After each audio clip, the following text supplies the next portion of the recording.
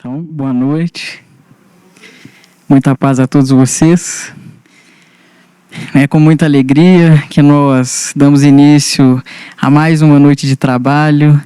E hoje o nosso tema é Jesus. E lembrando que é com Ele, por Ele, que nós estamos no caminho. Então vamos rogar para que o nosso irmão possa ser intuído e possa transmitir a mensagem do alto para nós essa noite.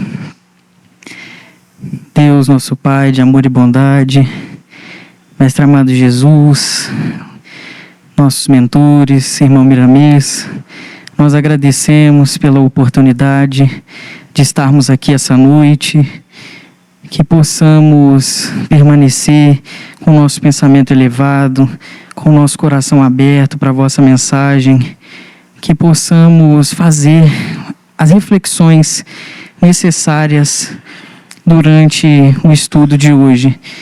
Pedimos que o nosso irmão seja intuído, seja amparado pelo vosso amor, pela vossa sabedoria. Seja conosco hoje, agora e sempre. Assim seja. Hoje é o nosso irmão Vânia que vai fazer o estudo para nós.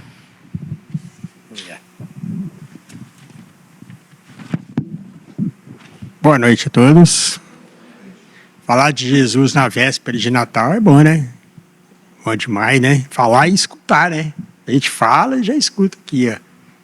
Boa noite para todos, que Jesus abençoe, que tenhamos um Natal excelente, maravilhoso, e que a gente se comprometa sempre com Jesus, pelos afazeres, pelo dia a dia, pela nossa posição perante o outro, e também como nós pensamos em relação à nossa vida, sabendo que Jesus ele não veio à toa, né? Ele veio para que se cumprisse a lei de Deus, para que se cumprisse os profetas e para que todos tivessem acesso de uma maneira mais geral e lógica com relação às leis que eram trazidas com uma determinada interpretação. E Jesus, ele nos diz que ele não veio destruir a lei, ele veio para que seja cumprido tudo aquilo que foi dito pelos profetas antes dele, né? Para a gente falar sobre Jesus, é interessante a gente falar exatamente sobre esses profetas que anunciaram a vinda de Jesus, porque tudo foi predito, Então, eu vou colocar algumas passagens aqui para que a gente possa entender aqui o que foi a vida de Jesus. Lá no primeiro que eu trouxe é o seguinte, está em Isaías capítulo 7. Portanto, o Senhor mesmo lhes dará um sinal. Eis que a virgem conceberá e dará à luz um filho, e lhe chamará Emanuel. Emanuel é Deus conosco, a tradução de Emanuel, Deus conosco. E é interessante essa passagem aqui, que ele coloca para a gente, eis que a virgem conceberá e dará à luz. Existe um fato histórico, que naquela época que Jesus nasceu, a constelação de Virgem, ela estava sobre aquela região. E a constelação de Virgem, alguns historiadores dizem que ela estava com o rei para nascer no seu ventre. O rei que ia nascer no ventre da constelação de Virgem é Júpiter, porque Júpiter é chamado planeta rei. Então o rei estava para nascer no ventre da Virgem. E a grande estrela que foi vista no nascimento de Jesus era a junção do planeta Vênus, que a gente sabe que o planeta Vênus é a maior estrela que nós vemos, né? Nós vemos ela de tardezinha e a gente vê ela de manhã cedinha. De tardezinha é a matutina e de manhã é a estrela d'alva. Gente, quem quiser acordar 4 horas da manhã, 5 horas, e olhar para o leste, vai ver uma estrela enorme. E Vênus, ela estava junto com um outro planeta chamado Régulus. Esse planeta ele não faz parte da nossa galáxia, né? Ele está em outro plano, mas esse planeta ele passa sempre por ali. E quando ele se coloca numa determinada posição, ele aumenta a luz de alguns planetas. E Régulus e Vênus, eles estavam naquela posição. Então, eis que aquela luz, aquela estrela enorme apareceu ali anunciando que o rei nasceria. Então, seria uma analogia, né? Lá em Isaías também, capítulo 9, ele fala para a gente assim: pois um menino nos nasceu, um filho nos foi dado. O governo estará sobre seus ombros, e ele será chamado o Maravilhoso Conselheiro, Deus Poderoso, Pai Eterno e Príncipe da Paz.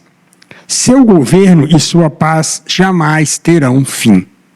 Reinará com imparcialidade e justiça no trono de Davi, para todo o sempre. O zelo do Senhor dos Exércitos fará com que isso aconteça. Então, Isaías está dizendo para a gente aqui da missão de Jesus, de como Jesus seria chamado através dos tempos, e ele fala, né, que esse governo de Jesus, ele jamais perderia essa paz, e não terá fim. É interessante ele falar desse governo de Jesus, porque Jesus, como ele mesmo fala, que ele e Deus era um só, né? Que eles estão no planeta, estão juntos desde quando o mundo é mundo. E a gente sabe que Jesus é o governador espiritual deste planeta. Jesus que cuida da Terra. Então, Jesus, desde quando o planeta começou a ser criado, há 4 bilhões e 500 milhões de anos, Jesus já estava com Deus trabalhando para que nós tivéssemos um planeta desse. E através da necessidade dele vir até aqui no planeta, ele se fez homem e habitou aqui junto de nós. Mais embaixo, lá em Salmos, capítulo 78, está escrito assim: abrirei os meus olhos para proferir parábolas e publicarei enigmas dos tempos antigos. Olha que interessante. Abrirei meus lábios para proferir parábolas. O que Jesus ensinou para a gente? Através muito de parábolas, né? Ele trouxe para a gente vários ensinamentos fora das parábolas também. Mas quando ele queria falar alguma coisa, trazer algum ensinamento que era para ser direcionado às pessoas mais humildes, e as pessoas mais humildes, as pessoas que eram mais simples, elas entendiam mais a mensagem de Jesus do que aqueles que já estavam preparados através da lei antigamente, que eram esses que traziam os enigmas dos tempos antigos, os doutores da lei, que era aquela turminha de fariseus, principalmente, que gostavam de ficar cutucando Jesus, né? Toda vez que Jesus falava alguma coisa, eles iam lá toda vez que Jesus fazia alguma coisa, eles iam lá e cutucavam Jesus. E Jesus sempre tinha a resposta certa pela sua sabedoria. Lá em Samuel, capítulo 7, ele fala assim para a gente: quanto a você, a sua casa, o seu reino, serão firmados para sempre diante de mim. O seu trono será estabelecido para sempre. Jesus falou para a gente assim: eu estarei convosco até o fim dos tempos, né?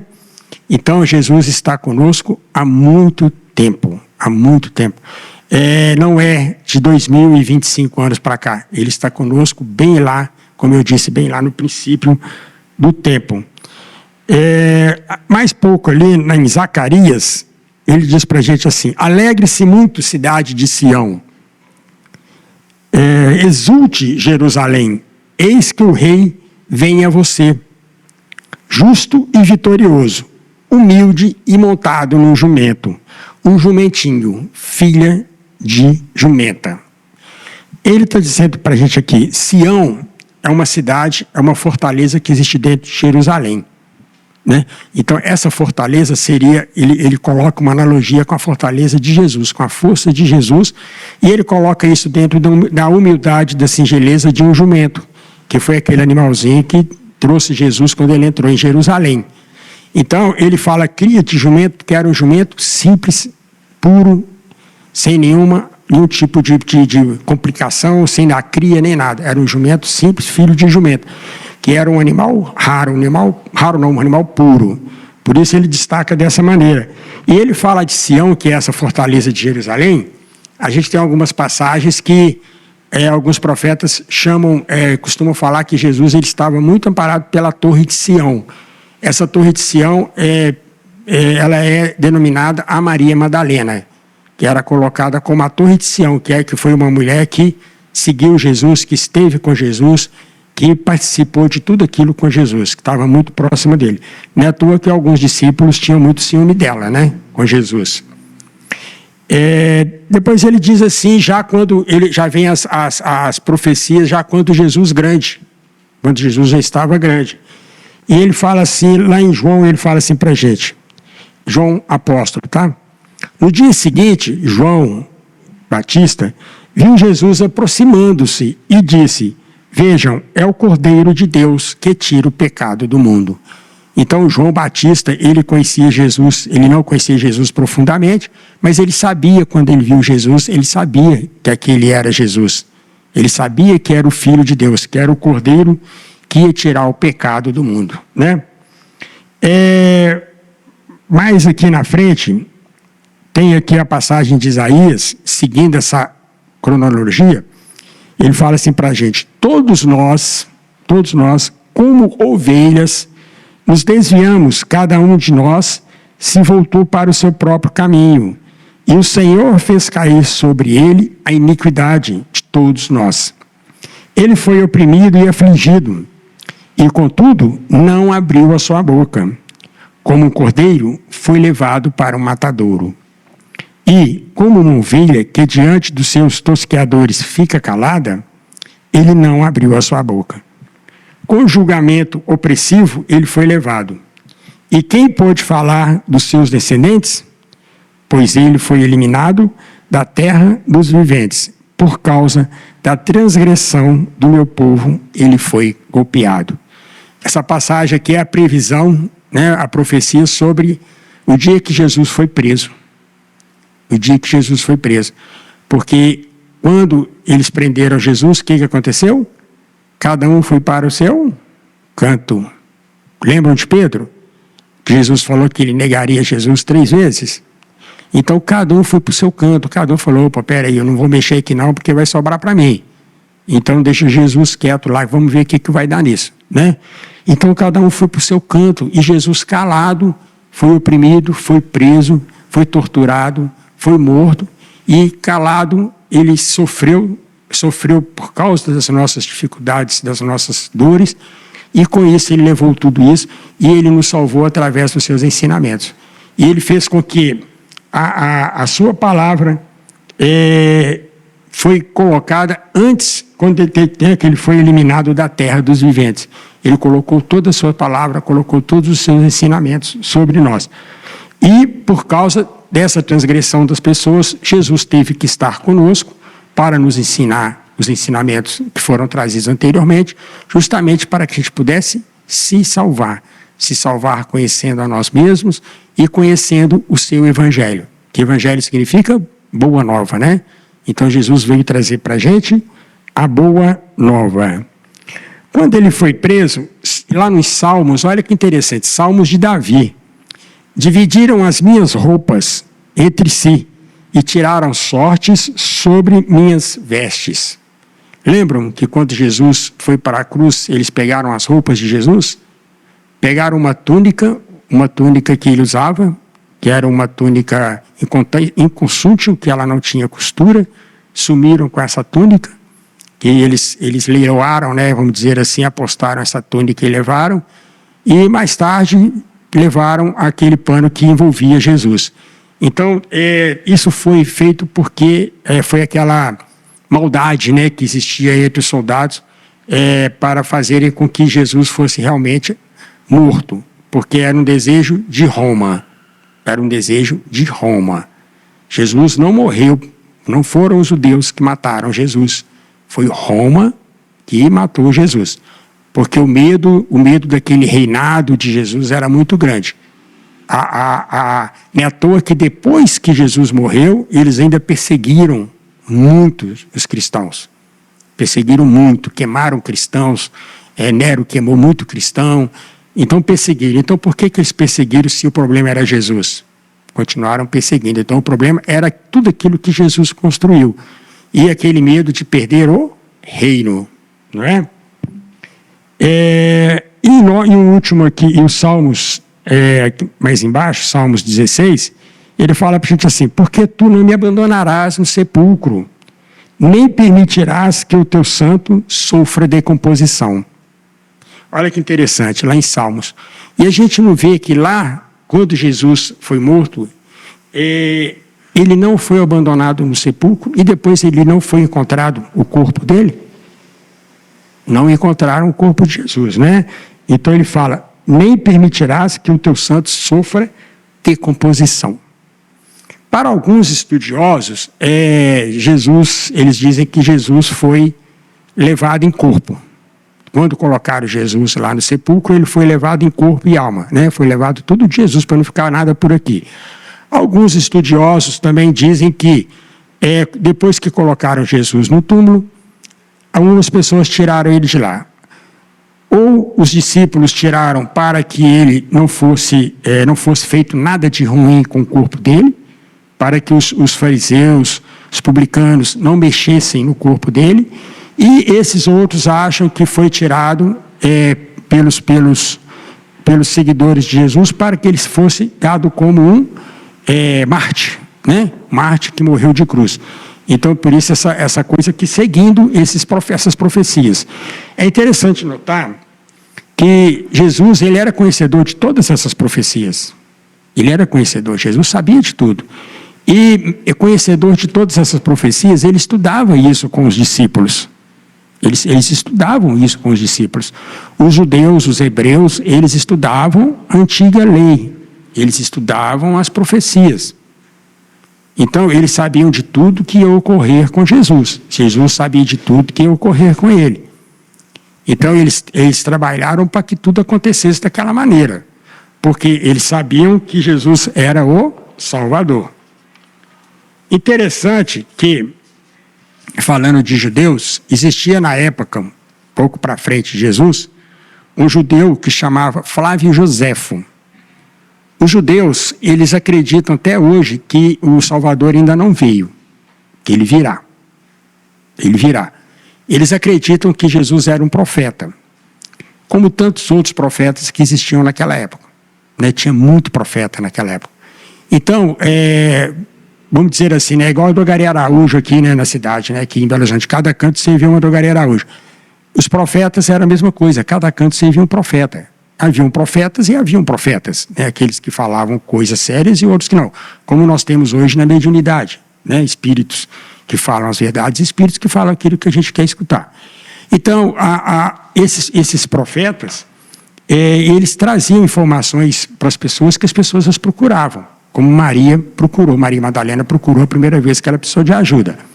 Então, esse profeta Joséfo, Flávio Joséfo, como judeu, ele escreveu isso aqui sobre Jesus. Olha que interessante. Nesse mesmo tempo, apareceu Jesus, que era um homem sábio. Se, todavia, devemos considerá-lo simplesmente como um homem. Olha que interessante. Esse judeu, ele já fala, será que nós devemos considerar Jesus como um homem? Ele era mais do que um homem, né? Tanto suas obras eram admiráveis. As suas obras eram admiráveis. Ele ensinava os que tinham prazer em ser instruídos na verdade. E foi seguido não somente por muitos judeus, mas mesmo por muitos gentios. Os judeus seguiam Jesus, mas a grande maioria eram gentios, eram pagãos. Lembram daquela passagem, a segunda passagem da multiplicação dos pães e peixes? Jesus fala que as pessoas levaram cestos com muitos pães e muitos peixes. A maioria daquelas 4.000 pessoas, 5.000 pessoas, eram gentios. Jesus ficou com eles 3 dias. 3 dias falando para aquele povo todo. E a primeira multiplicação dos pães e peixes, a maioria eram judeus. Então, os gentios aproveitaram muito mais tudo que Jesus falou do que os primeiros. Então, ele continua para a gente aqui. Ele era o Cristo. Um judeu chamando Jesus de Salvador. Né? Ele era o Cristo, ele era o Messias. Os mais ilustres da nossa nação acusaram-no perante Pilatos e ele fê-lo crucificar. Então, as pessoas lá daquela época, os fariseus principalmente, da sinagoga, que ele fala que muitos dos nossos, né, acusaram Jesus perante Pilatos. Então, Roma achou melhor acabar com Jesus porque alguma coisa estava aparecendo por ali. E essa condição aqui de rei, que Jesus era rei, que haveria um novo reinado, aquela coisa toda, que Roma estava preocupada que isso ia acabar com eles, não é dessa época que Jesus, depois com 33, 34, 35 anos. Isso é desde quando Jesus nasceu. Essa perseguição começou 4 anos antes de Jesus nascer. Então já havia uma perseguição. Os que o haviam amado durante a vida não o abandonaram. Os que haviam amado durante a vida não o abandonaram. Olha que importante. Depois da morte. Os que amaram Jesus não o abandonaram depois da morte. Ele lhes apareceu ressuscitado e vivo. Olha que interessante. Um judeu falando isso. Falando que ele foi ressuscitado e vivo no terceiro dia. Como os santos profetas o tinham predito, e que ele faria muitos outros milagres. O que ele quer dizer com isso? Mas Jesus não morreu, né? E no terceiro dia ele apareceu. Como que Jesus depois ele faria muitos outros milagres? Tem um livro chamado Jesus Voltando, ele é do espírito Shaolin, do Ney Lúcio, quem psicografou é o João Nunes Maia. Eu recomendo ler, já falei até aqui na casa uma vez, é um livro maravilhoso, é um livro lindo, lindo, lindo. Se não me engano, são 11 passagens de Jesus depois que ele desencarna. 11. Então ele falando isso aqui, tá vendo? E ele faria muitos outros milagres depois que ele morreu. Então ele está dizendo para a gente que Jesus voltou depois que ele morreu e fez milagres. Aí a gente pensa assim, puxa, são aquelas aparições de Jesus. Né? A última aparição de Jesus foi quando ele pergunta para Pedro se ele o amava. Lembram disso? Pedro, tu me amas? Jesus perguntou 3 vezes para ele, porque ele sabia que Pedro ia construir a igreja de Jesus. Que Pedro era a pedra que Jesus estava contando com ele. Por isso ele chamava Pedro de Pedro ou de Cefas, que significa pedra ou rocha. Né? É dele que os cristãos, que vemos ainda hoje, tiraram o seu nome, que é chamado Cristo.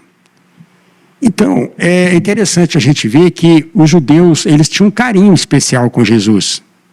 Eles tinham um carinho especial com Jesus. Não é que eles não idolatravam Jesus, que primeiro Jesus não veio para ser idolatrado. Ele veio para ser seguido. Porque os Espíritos falam para a gente que ele é o maior exemplo que passou pela Terra. Não é assim que está lá no livro dos Espíritos? Ele é o maior exemplo que passou pela Terra. Então, Jesus ele veio para que nós pudéssemos segui-lo. Ele deixou ensinamentos para que a gente possa segui-lo. E os judeus, principalmente Joséfo, ali 40, 50 anos depois que Jesus morreu, eles tinham esse entendimento de Jesus. Como Maomé, 1000 anos depois, teve o entendimento que Jesus era um profeta maravilhoso, que Jesus era um ser de luz, que Jesus trouxe vários ensinamentos para as pessoas.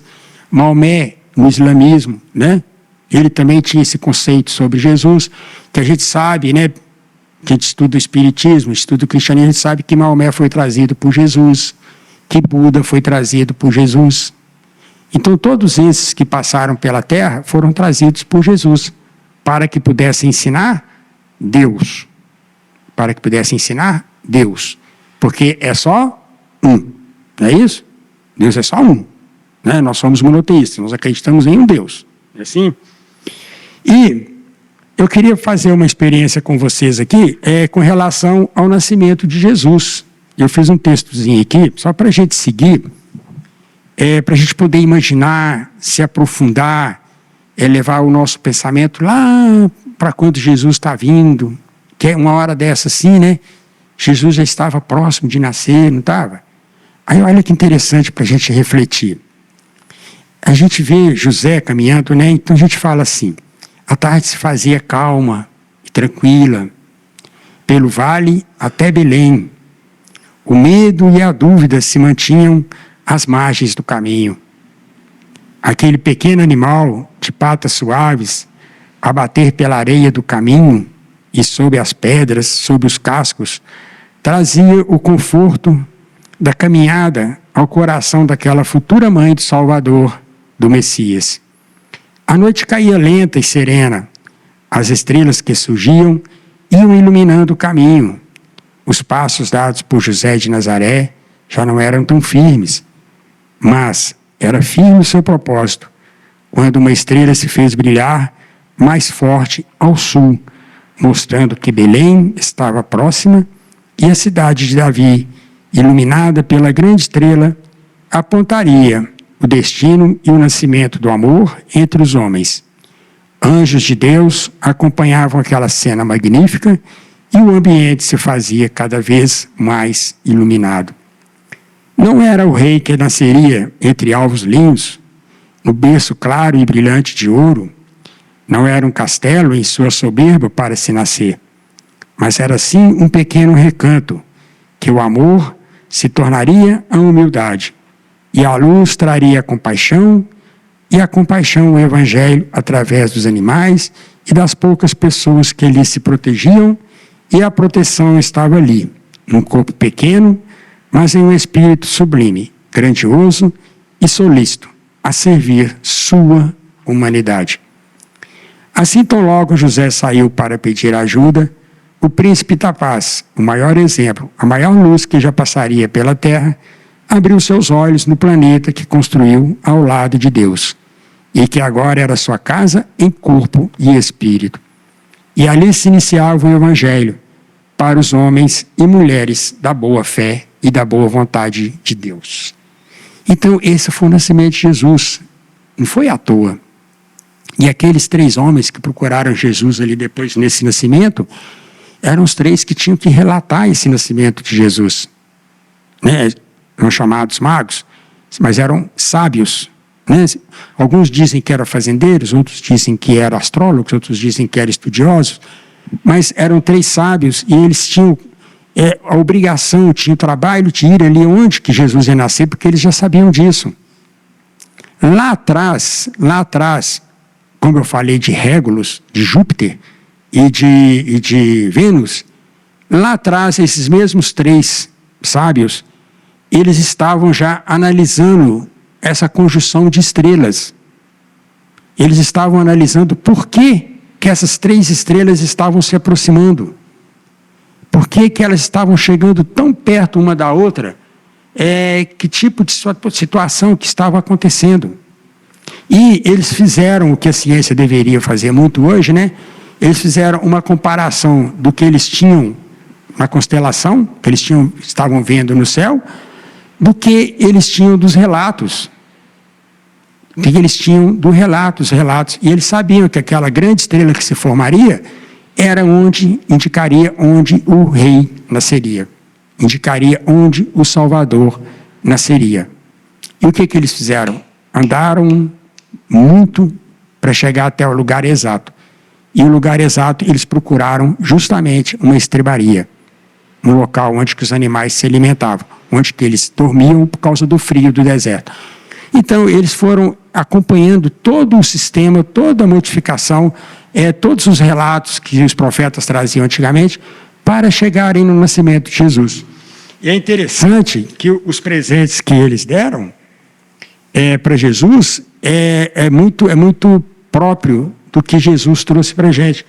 Por exemplo, Baltazar, ele deu ouro para Jesus. Esse ouro representa a realeza de Jesus. Essa realeza enorme que Jesus, que não existe ouro, não existe dinheiro, não existe nada. Né? Que Jesus nunca pediu isso. Belchior, ele trazia incenso, que esse incenso, ele representa a fé, a divindade. Né? O incenso, você acende incenso para aumentar o nosso espaço espiritual. E o Gaspar, ele trouxe a mirra. O que é a mirra? A mirra é uma simbologia referente ao sofrimento e à cura. O que Jesus fez? Aqui atrás a gente fala do Flávio Joséfo, que ele fala que Jesus faria muitas curas. Jesus não cura até hoje? Jesus não cura? Quantas vezes que a gente está numa dificuldade danada, a gente fala, Jesus, estou precisando de ajuda. E Jesus vai lá e cura a gente? Então, ele estaria conosco todos os dias até o final dos tempos. Aí, lá atrás, em João capítulo 1, João foi feliz quando ele escreveu assim: e o verbo se fez carne e habitou entre nós, e o verbo era o amor. Então Jesus é essa simbologia de amor, porque ele sempre nos amou, ele sempre vai nos amar. Agora nós precisamos ser recíprocos, né? Nós precisamos também amar Jesus, né? Porque a gente sabe que o amor vem de lá para cá, né? O amor de um lado só não adianta, né? Tem que ser amor dos dois lados. Então, Jesus ele fica muito feliz quando ele sabe que nós estamos retribuindo para ele aquilo que ele dá para a gente. Tem um estudioso que há muitos anos, uns 40, 50 anos, ele falou o seguinte, que Jesus ele não ficou triste quando ele foi traído por Judas. Ele não ficou triste, porque ele sabia qual era o papel de Judas naquele processo todo ali. Né? Ele sabia qual era o processo, qual era o papel de Judas. Jesus não ficou triste com Judas, com a traição de Judas. Ele diz para a gente assim que Jesus fica triste com a nossa traição. Porque às vezes nós falamos assim, puxa, eu amo Jesus, Jesus para mim é tudo, Jesus é vida, Jesus é amor, Jesus é humildade, Jesus é compaixão. E muitas vezes nós não entregamos isso para Jesus. Nós não damos isso para Jesus. E Jesus, conhecedor do nosso coração, conhecedor do nosso espírito e do nosso pensamento, ele fica triste. E fica triste porque ele sabe que ele está nos amando, mas nós não estamos amando a ele, através dos ensinamentos que ele trouxe para a gente. Então, quando a gente coloca os ensinamentos de Jesus em prática, ele fica feliz, porque nós estamos fazendo o que nós aprendemos, o que nós lemos, e estamos fazendo exatamente o que ele nos pediu. Por mais que seja doloroso, por mais que seja difícil, por mais que seja complicado, por mais que às vezes o nosso orgulho, ele tende a nos empurrar para uma situação mais complicada, uma situação de débito espiritual talvez, mas a gente precisa falar assim, o que Jesus faria no meu lugar? Qual seria a atitude de Jesus? E quando a gente pensa assim, a gente já começa a partir para uma situação melhor. Nós já estamos no grau maior, nós já estamos praticando uma regeneração dentro de nós. Porque aí nós estamos começando a nos envolver com Jesus.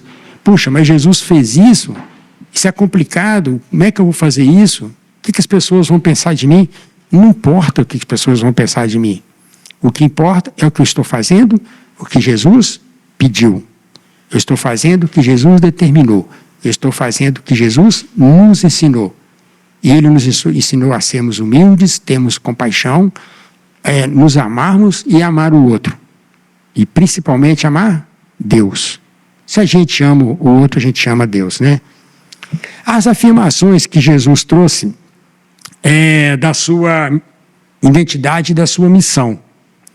Ele fala para a gente assim, lá em João capítulo 14, eu sou o caminho e a verdade e a vida. Ninguém vem ao Pai senão por mim. Lembram que Jesus uma vez falou assim, que ele estava preparando o lugar para a gente? Ele falou assim, eu vou e vou preparar o lugar para que vocês sejam recebidos. Olha que interessante, vou preparar o lugar. Onde Jesus já está preparado há muito tempo, né? Mas ele está preparando o lugar onde? Dentro de nós. Que lugar? Aqui, esse lugar, essa individualidade no planeta, bilhões aqui no planeta, cada um uma individualidade, cada um um lugar, cada um recebe o ensinamento de Jesus. Mas aí o que a gente faz com esse ensinamento de Jesus? Aí quando a gente recebe esse ensinamento e transforma isso em trabalho, transforma isso em desejo de progredir, de evoluir, aí nós vamos para aquele lugarzinho lá. Ele vai lá e vai preparar, porque ninguém vai ao Pai se não for através dos ensinamentos dele, através do caminho que ele ensina, da verdade que ele prega e da vida que ele nos dá. Porque as palavras de Jesus são para isso. E, inclusive, tem uma passagem de Jesus, quando ele manda os 72 discípulos, que eram 12, né?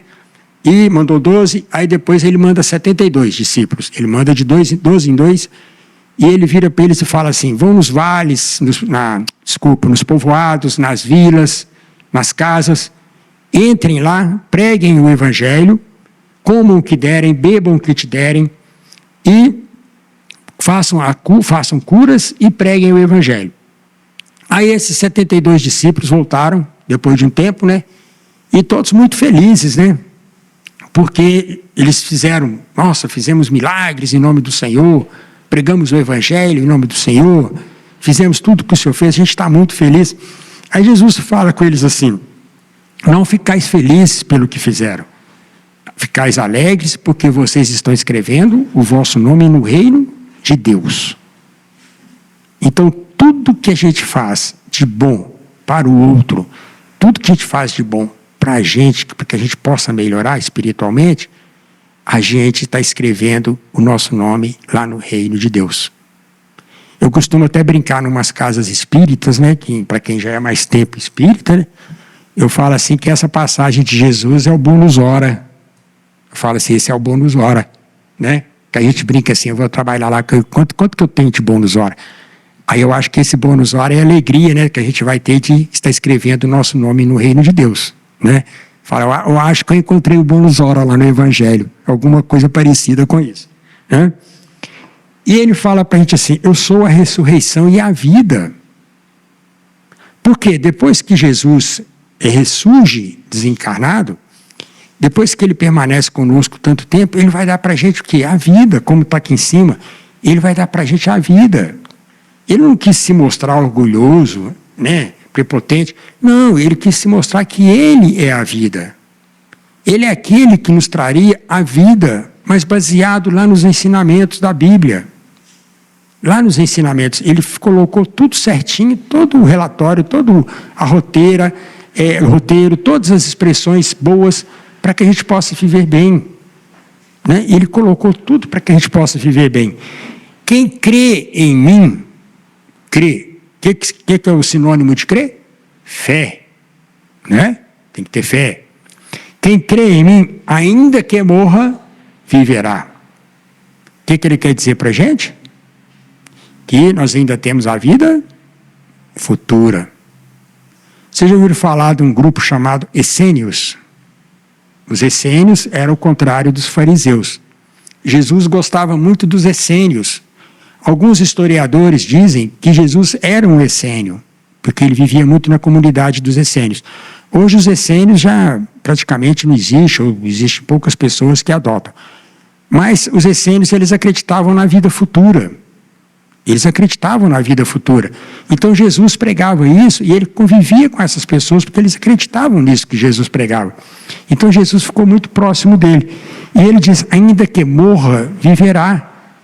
Então quer dizer, se nós temos Jesus, se nós temos vida, se nós temos o Evangelho, se nós acreditamos nele, quando nós desencarnarmos, nós vamos viver. Mas não é viver lá no umbral, né? Não é viver no sofrimento, não é viver num vale que a gente sofra. Por que nós não vamos sofrer? Porque se nós pregamos o Evangelho, se nós acreditamos em Jesus, se nós estamos praticando isso aqui enquanto um corpo físico, quando nós desencarnarmos, nós não vamos para o umbral. Nós vamos para um lugar melhor. Não queiram ir para o umbral. Eu não quero. Deus me abençoe que eu não precise ir. Então, o negócio não é bom não, né? Ninguém quer.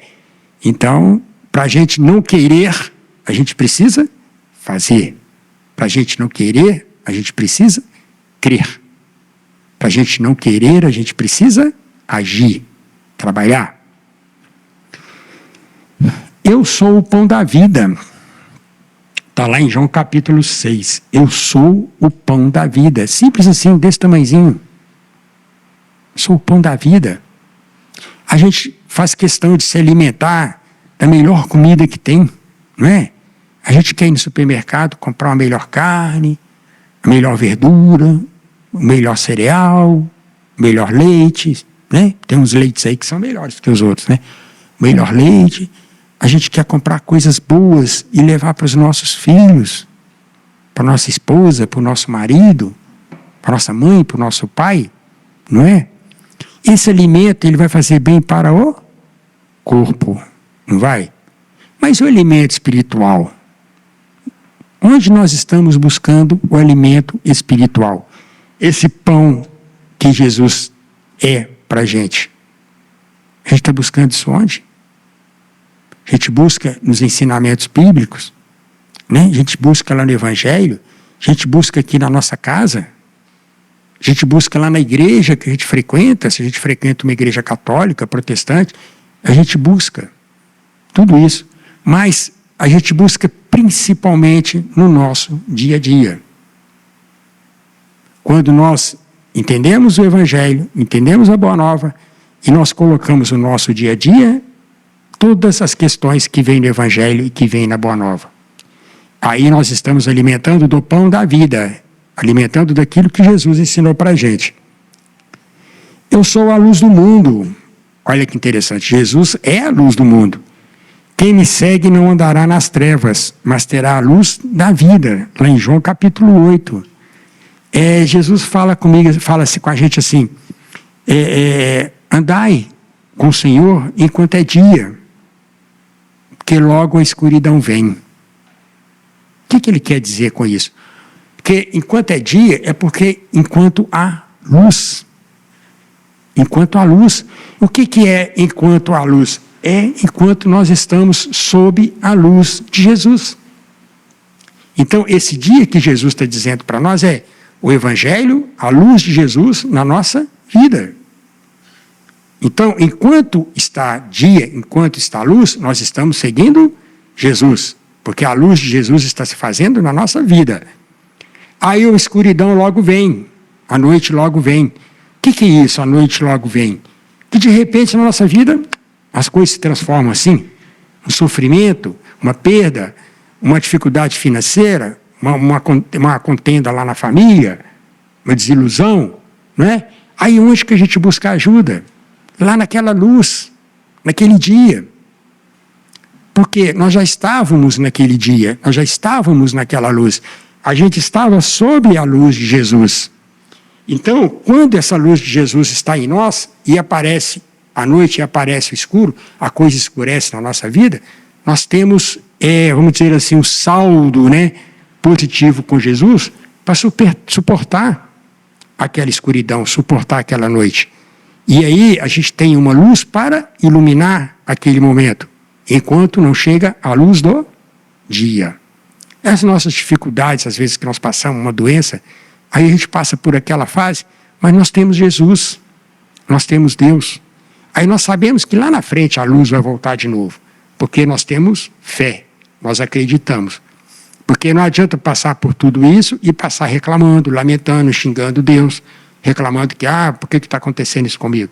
Acontece com todo mundo, né? Nós estamos no planeta de provas e expiações, mas principalmente nós estamos no planeta de oportunidades, que essas oportunidades que vão transformar as nossas provas e expiações em virtudes, que nós vamos chegar no plano espiritual melhor do que quando nós saímos dele.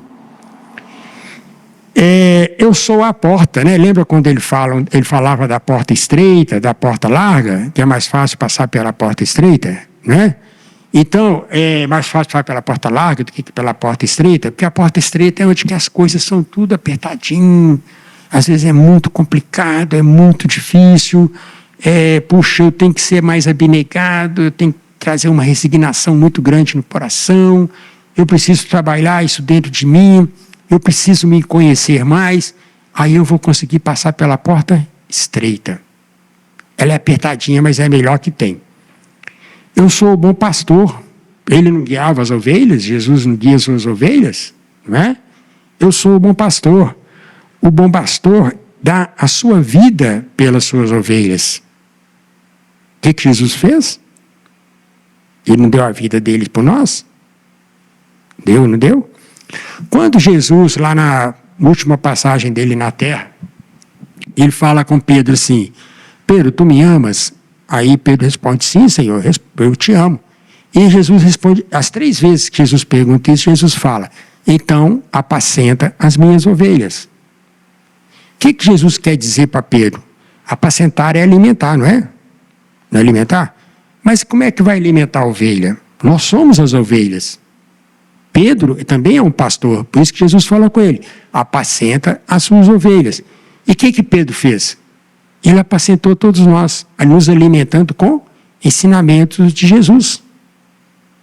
Como eu disse antes, Jesus acreditou em Pedro, por mais que Pedro era um camarada duro, difícil, complicado. Foi o discípulo que mais tem passagens na Bíblia, no Novo Testamento, de tanto que Jesus conversava com Pedro. Mas Jesus acreditava nele. E depois que Jesus falou tudo isso com Pedro, Pedro criou a Casa do Caminho. Que antigamente nós cristãos, nós não éramos chamados de cristãos. Nós éramos chamados de caminheiros. Nós éramos chamados de caminheiros. Quando surgiu Lucas, segundo alguns estudiosos aí, Lucas, que era um médico, ele que trouxe essa denominação para a gente de cristãos. Mas existem outros estudiosos aí que dizem que não foi Lucas. Mas até onde eu sei, eu creio que foi Lucas. Aí ele passou a nos chamar de cristãos. Aí foi aí que começou aquela coisa toda de perseguição aos cristãos. Eu sou a videira verdadeira e meu pai é o agricultor. Por quê que Jesus fala isso aqui? Vocês lembram quando Jesus foi buscar figo numa figueira? Quando ele chegou lá, o que tinha na figueira? Nada, né? Não tinha nada. Estava na época de figo? Não estava na época de figo. Aí Jesus foi lá e secou a figueira. Mas não estava na época de figo. Mas por que ele fez isso? Exemplo, alegoria. Tudo que Jesus trouxe para a gente foi exemplo. Aí ele fala aqui, eu sou a videira verdadeira. O que quer dizer? Essa videira aqui não é figo, gente, desculpa, é uva, né? Mas eu voltei lá no figo, porque é o seguinte, todas as vezes que Jesus procura a nossa ajuda, a gente tem que ter fruto. Jesus não pode procurar a nossa ajuda e ele não encontrar nada. Ele tem que encontrar alguma coisa. Ele precisa encontrar alguma coisa. Ele precisa encontrar a nossa disposição em ajudar, em trabalhar, e fazer aquela perguntinha para Jesus que Paulo fez quando encontrou com ele. O que queres que eu faça? Essa é a pergunta que a gente faz para Jesus toda vez que ele nos busca. E o meu pai é o agricultor. A videira é o exemplo de vinho, é o exemplo de uva. Lá no livro dos Espíritos tem uma cepa, né, com algumas uvas. Aquela cepa, ela representa o crescimento do cristianismo. E o crescimento de tudo aquilo que Jesus fez. Que a videira, o pé de uva, ele é assim, ele vai crescendo, vai crescendo, vai crescendo, ele vai espalhando, vai espalhando. Pouco tempo ele toma conta dessa sala toda, se deixar. Isso é o cristianismo. Isso é o evangelho.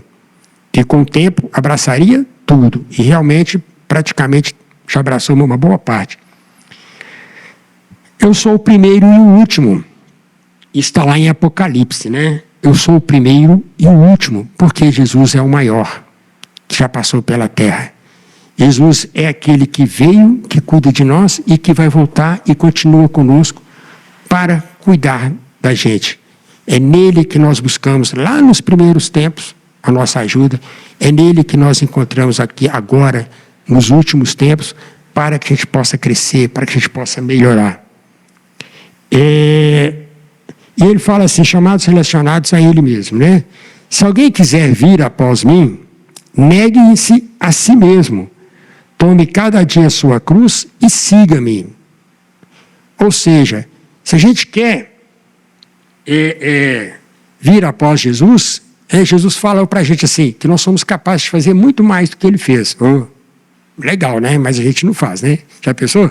Mas se ele fala que quisermos vir após ele, nós temos, às vezes, que negar algumas coisas que nós temos. Nós temos que negar algumas coisas que nós fazemos.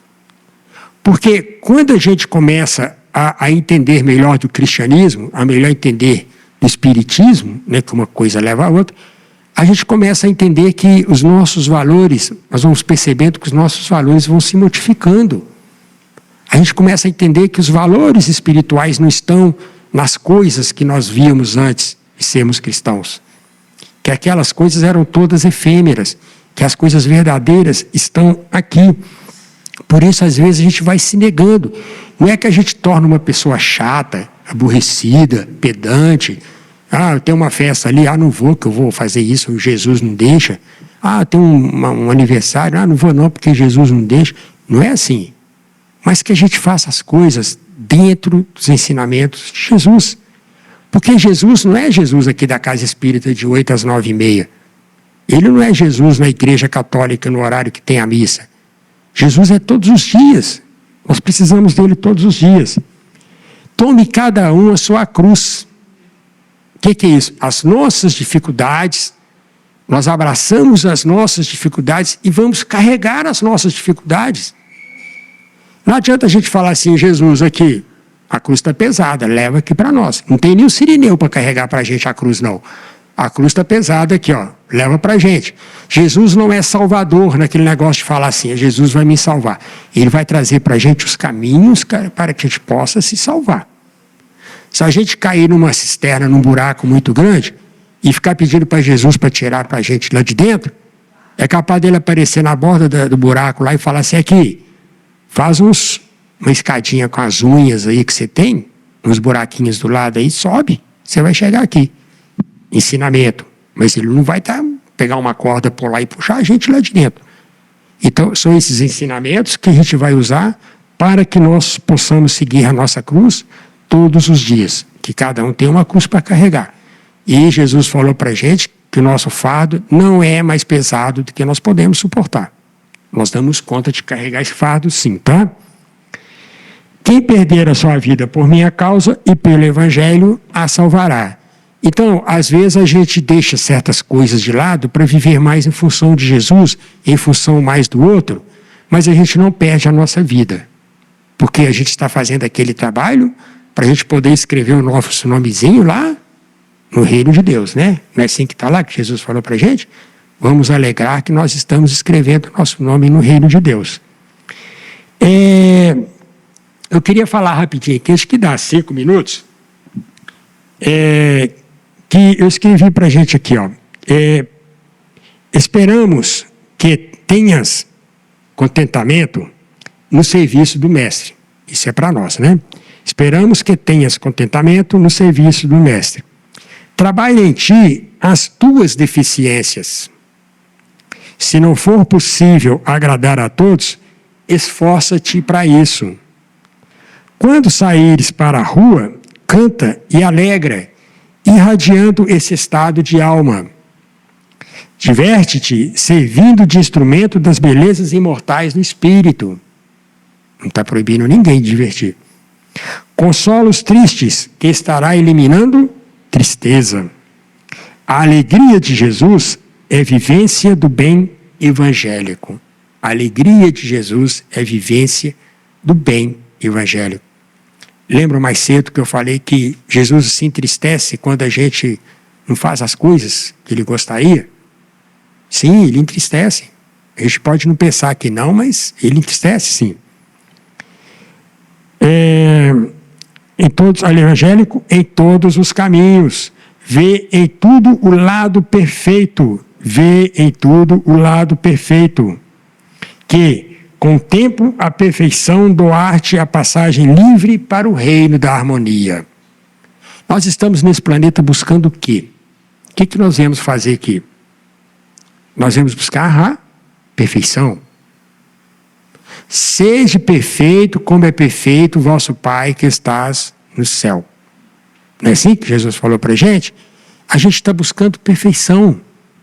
Quanto mais a gente retarda esse processo de perfeição, mais a gente fica reencarnando no mesmo lugar. Vocês já viram um peão? Peão rodando, né? Ele roda no mesmo lugar. A gente fica com o peão. Aí a gente desencarna, vai para lá, volta de novo. Desencarna, vai para lá, volta de novo. A gente fica no mesmo lugar. Porque a gente não está buscando a perfeição. Ah, mas é piegas ficar indo na igreja, ficar indo no centro espírita, tem outras coisas para fazer. Caramba, nós temos outras coisas para fazer, mas nós não podemos dedicar 1 hora para Jesus? Nós não podemos pegar um carro aqui, um ônibus, chegar lá no hospital, tem um monte de gente sofrendo, naquelas macas lá, que é um sofrimento terrível. A gente não pode pegar o ônibus aqui e chegar lá e falar assim: ô irmão, tudo bem? De onde que você é? O que você está fazendo? O que está acontecendo? O que você tem? As pessoas começam a contar, eu nasci não sei aonde, moro não sei aonde, vim para cá porque eu estou com um problema no coração. Aí você vai conversando. Se a gente tiver um pouquinho de mediunidade, a gente vê que uma luz linda, maravilhosa começa a iluminar o ambiente. Mas é porque quando a gente começa a fazer isso, Jesus está lá. Jesus está lá. No asilo, a gente chega no asilo, aquelas senhoras, aqueles senhores lá, abandonados lá no asilo, a gente não vai lá falar assim, puxa, o que a senhora quer fazer? Eu quero conversar. A pessoa fala, a gente dá um carinho, dá um sorriso, dá um abraço, dá um beijo. Na hora que a gente vai embora, a gente lembra um coração, um espírito. Aí como é que sai o nosso coração e o nosso espírito dali? Como é que sai? Cheio de luz, brilha, virtude, carinho, dedicação. Mas nós estamos dedicando isso para quem? Para aquela senhora, aqueles senhores que estão ali? Não, nós estamos dedicando para Jesus. Que é isso que Ele quer que a gente faça. As pessoas precisam. A gente, quando vai no hospital, e como meu irmão teve internado muito tempo, e eu ia lá, eu chegava assim, que é tanto de gente, cada um com uma história para contar, eu perguntava, tal. Nossa, era uma delícia escutar aquilo. E a gente fazia de tudo para compartilhar com as pessoas daquilo. E as pessoas se sentiam bem. Mesmo cortado, furado, com um monte de dor, tomando um monte de remédio, se sentiam bem.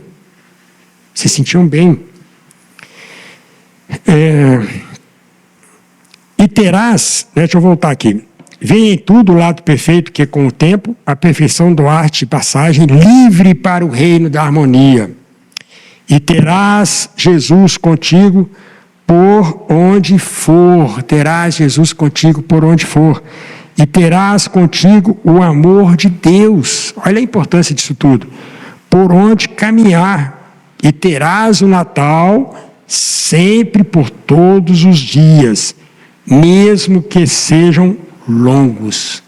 Terás o Natal todos os dias, por todos os dias, mesmo que esses dias sejam longos. O que é isso? Mesmo que os nossos dias sejam difíceis, às vezes não passa. As nossas noites, a gente deita, dorme, vai dormir, não dorme, vira para um lado, vira para o outro, não dorme. Acorda pior do que quando foi deitar. Mas se a gente tem Deus, a gente tem Jesus, nós vamos fazer desses dias Natal.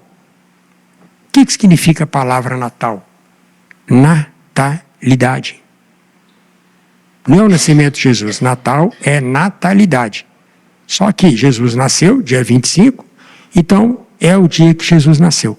Mas nós podemos nascer todos os dias do ano. Nós temos 365 dias para se nascer. O que é nascer? Nascer de novo no corpo da mulher? Nascer para Jesus. Nascer para Deus. Nascer para a gente mesmo. Porque Natal não é tudo isso que a gente anda fazendo. Natal é a gente saber que Jesus veio para nos ajudar.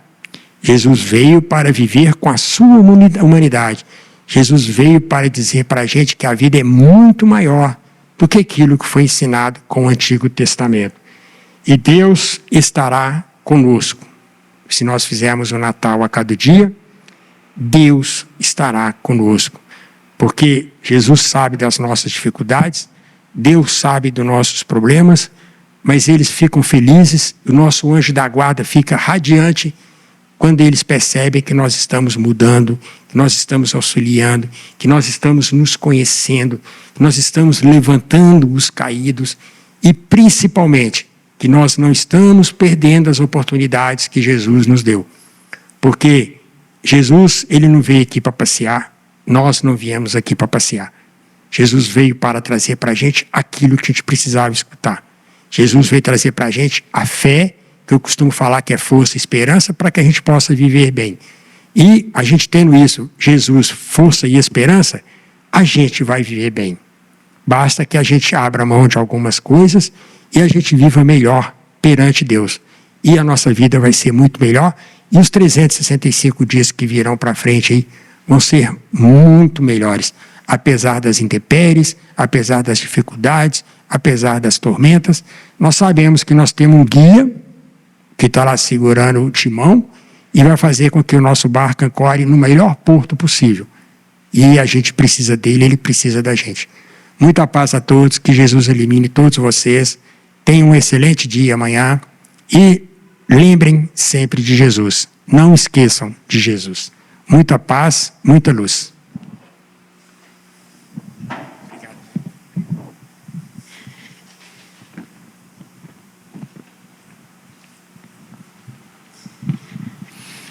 Bom, meus amigos, antes de nós encerrarmos a nossa sessão de hoje, nós temos 2 recados. Primeiro, quarta-feira, dia 31 de dezembro, semana que vem, nós não vamos ter evangelização.